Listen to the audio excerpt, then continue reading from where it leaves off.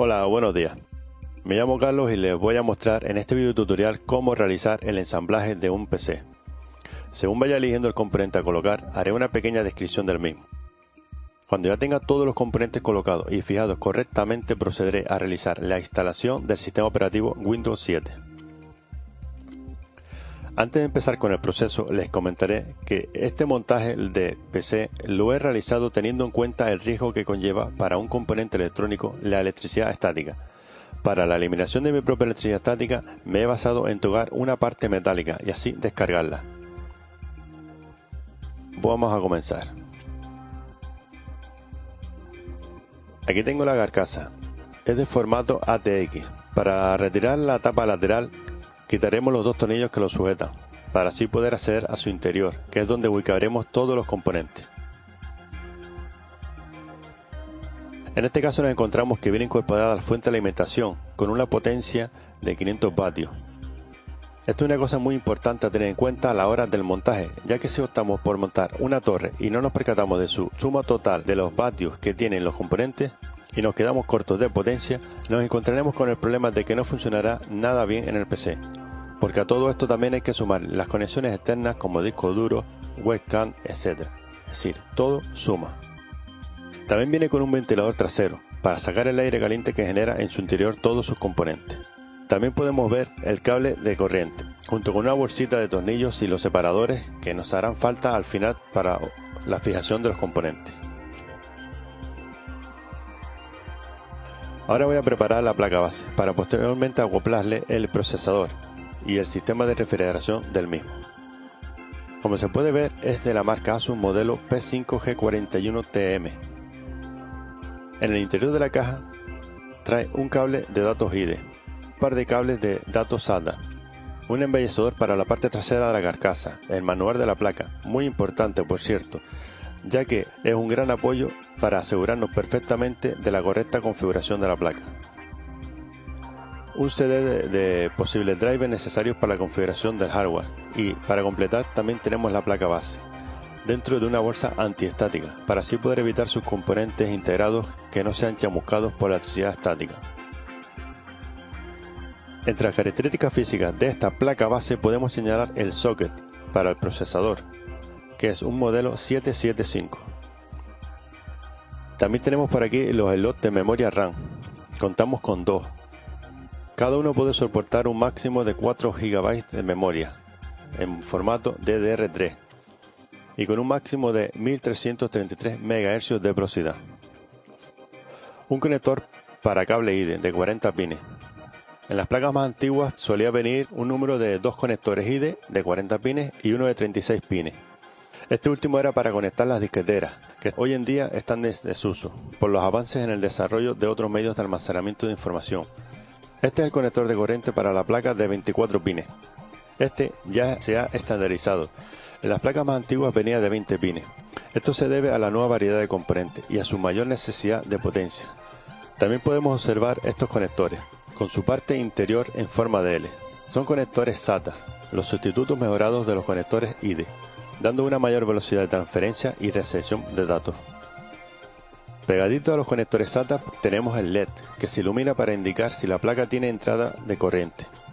Y junto a este vemos el jumper azul, con el que podemos resetear la BIOS si nos fuera necesario. Por aquí tenemos donde van las conexiones del panel frontal, como puede ser el Power LED para ver cuándo está encendida la torre, el HD LED, que nos indica si el disco duro está trabajando, el speaker, que nos devuelve los sonidos acústicos tanto para verificar el perfecto funcionamiento de los componentes como la mala configuración, etc. Otros conectores con los que contamos son los USB del panel frontal. Estos de aquí son los conectores de audio del panel frontal, con el que podremos tener la salida y la entrada de audio. Los dos slots de color azul claro son slots PCI, que son usados para la ampliación del hardware, como puede ser una tarjeta de red o cualquier otro componente. El slot más largo de color azul fuerte es para componentes PCI Express, con un máximo de 16 por. Aquí tenemos otro pequeño, que es un slot para componentes que necesiten PCI Express 1 por. También se puede apreciar con bastante claridad la ubicación tanto del chip puerto sur como del chip puerto norte. Pegado a este se ubica la pila botón 2032, gracias a la cual conseguimos mantener la configuración de nuestro PC cuando este se encuentra apagado. Este conector de 4 pines es también para dar corriente a la placa base. Comentar que hay veces se nos puede quedar sin conectar y ello nos da el fallo de no arrancar el PC de forma correcta. Para terminar de comentar las partes internas de la placa, voy a comentar los conectores para el ventilador del procesador. Este es para los ventiladores con conexión de 4 pines, que es mi caso. Y aquí se encuentra otro para conectar la conexión de 3 pines. Ahora nombraré la parte de la placa, donde serán conectados los dispositivos de forma externa. Tenemos por aquí los conectores de audio, los conectores de dispositivos ópticos. Este es para la conexión de red. Con este conector vemos que la placa trae la tarjeta de red integrada. Debajo tenemos los conectores USB. Esta placa trae 4. El puerto VGA. Con este puerto también verificamos que la placa viene con la tarjeta gráfica integrada. Puerto HDMI. Es un puerto que se utiliza para una mejor calidad de imagen. Comentado todo lo anterior referente a la placa madre, sigo con el procesador. Este procesador es un Intel Dual Core, modelo E5700, LGA 775. Este número va acorde con el socket de la placa base, que también es 775. El micro tendrá una velocidad máxima de 3 GHz y una memoria caché de 2 MB.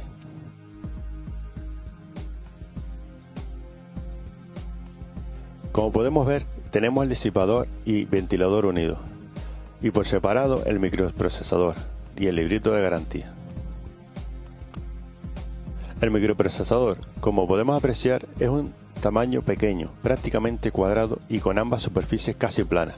Comentar que en versiones anteriores los microprocesadores venían con un gran número de patillas con las que se conectaban al socket.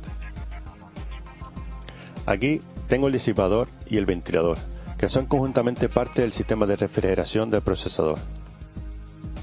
Para poner el micro y su propio sistema de refrigeración lo voy a hacer fuera de la carcasa, porque para enganchar el disipador a la placa base se ejerce algo de fuerza, que hace que la placa se doble y se pueda dañar. Para colocar el micro en la placa levantamos la palanquita. Comentar que esta palanquita es la que le da el nombre de SIF al socket.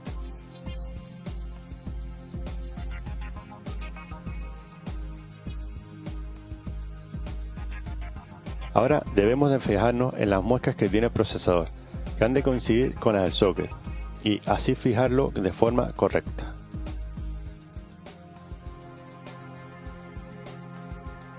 Lo ponemos en su posición y lo fijamos.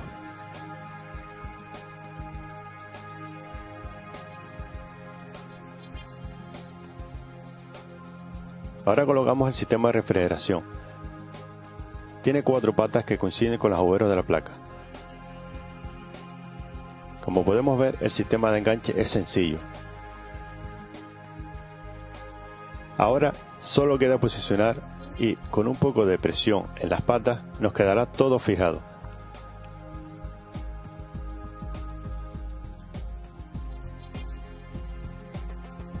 Y nos quedará solo conectar el ventilador a su toma de corriente de 4 pines.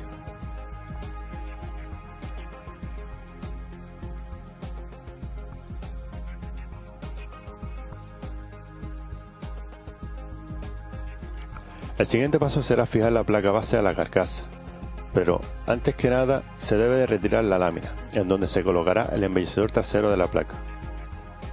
Para retirar la lámina hay que darle unos movimientos para que rompa la unión con la que viene. Luego nos fijaremos en los puntos de fijación de la placa para colocar los separadores correspondientes. Esta placa tiene 6 puntos para fijar. Antes de colocar los separadores vamos a ver la variedad de tornillos que tenemos. Podemos ver los de color oro, que son los separadores que usaremos a continuación. Luego los de rosca ancha, que son los que usaremos para fijar a la placa base y al disco duro. También estos de roscas más finas, que los usaremos para fijar los lectores ópticos. Aprovechando el embalaje del disipador, los usaremos para clasificar los tornillos. Ahora colocaremos los separadores. No es necesario apretarlos con alguna herramienta. Con la fuerza de la mano vale. En caso de herramienta podemos usar unos alicates. Acto seguido colocaremos el embellecedor, fijándonos en la posición. Se coloca ejerciendo un poco de presión.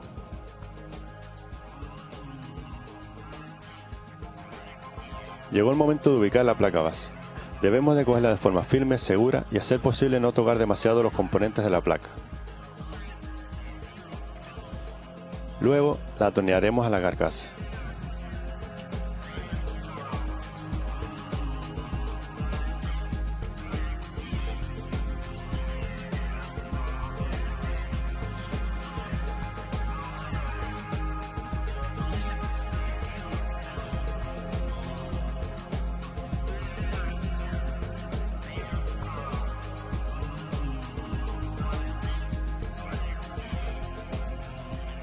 Voy a conectar el cable del panel frontal. Para saber la ubicación y no equivocarnos, podemos ver que está impreso en la placa los nombres correspondientes y su ubicación. Y en caso de que no fuese así, podemos recurrir al manual de la placa base, donde nos explica con claridad el esquema de dónde colocarlo. Dentro de las conexiones frontales tenemos los HDD LED, Power LED, Power, Reset, USB y audio.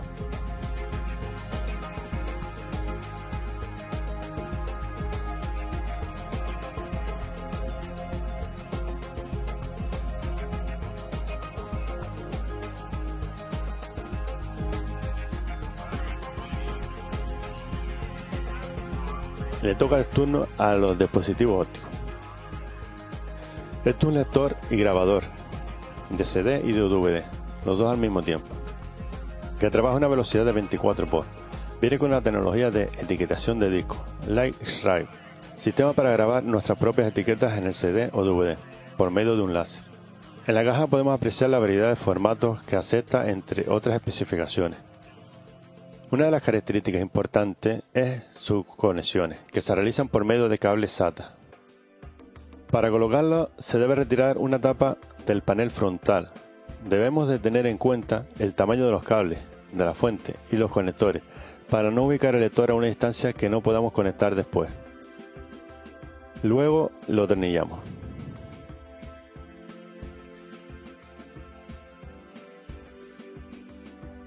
Ahora le toca el turno al lector de memoria. Como podemos ver, es prácticamente aceptado para todos los sistemas operativos.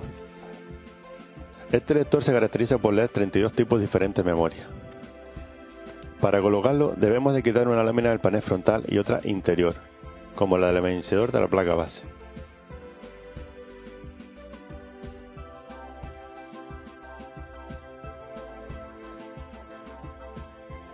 Luego lo atornillamos.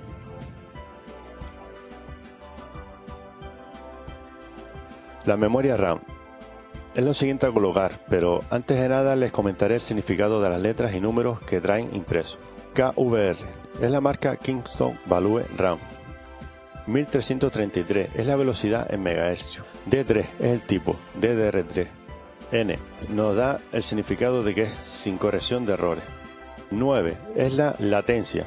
Es el tiempo que transcurre desde que se pide un dato a la memoria hasta que se deja en los pines. Mientras más bajo sea la latencia, mayor es el rendimiento. Y 2G, la capacidad. Sí, 2 GB.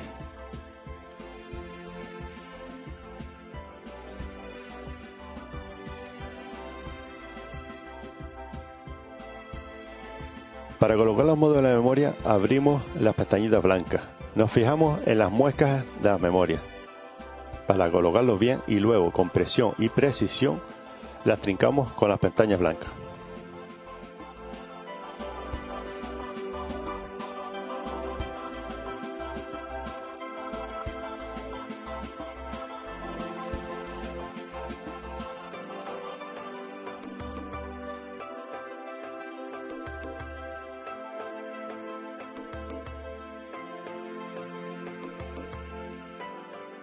Por último, nos queda ubicar el disco duro, que va en una de las bahías 3,5 pulgadas.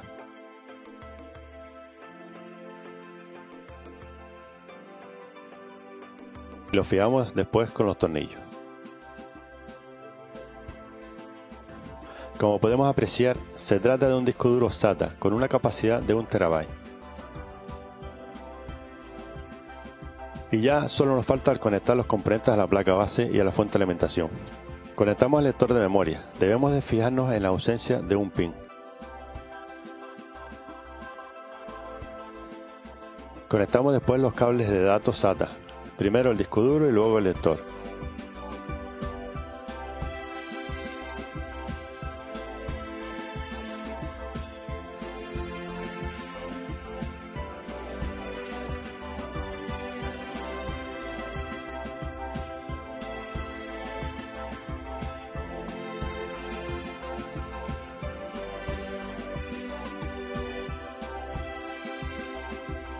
Después el cable de corriente 24 pines y seguido el de 4 pines, para que no se nos quede atrás.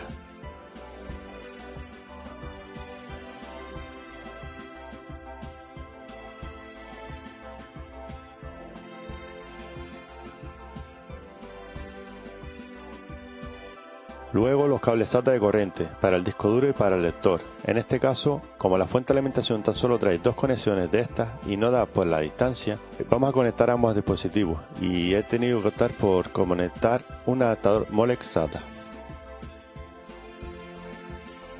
Ahora voy a juntar todos los cables para tener una mejor refrigeración en el interior de la carcasa.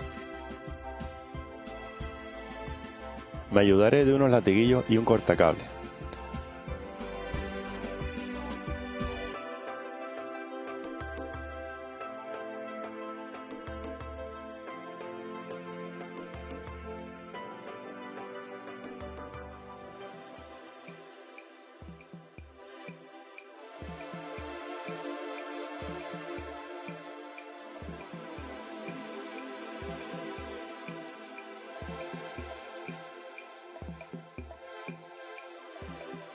Después conectaré el ventilador.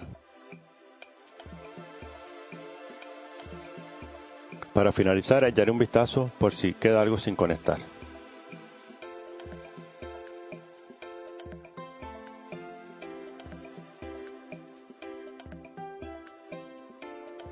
Ya con esto solo queda cerrar la carcasa y tenemos montada la torre.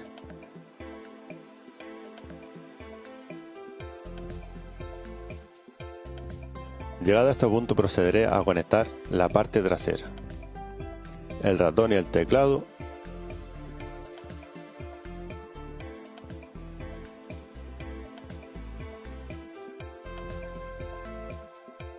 el monitor, el cable de red, los altavoces, la toma de corriente en la fuente de alimentación. En este punto es donde se comprueba que el trabajo está bien hecho, ya que si no enciende, pita como no debería de pitar o sencillamente no hace nada, debemos de comprobar todos los pasos y encontrar el posible fallo. Para la instalación, primero debemos de configurar la BIOS. Para ello arrancaremos el PC. Pulsando suprimir o F2 entraremos en la BIOS y lo configuramos para arrancar desde CD.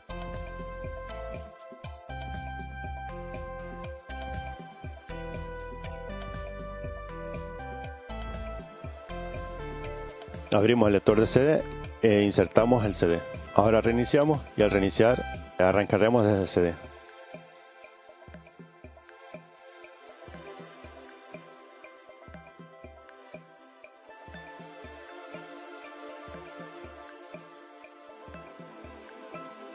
En esta ocasión he optado por particionar el disco duro y hacer 2 particiones muy similares, más o menos de unos 500 GB.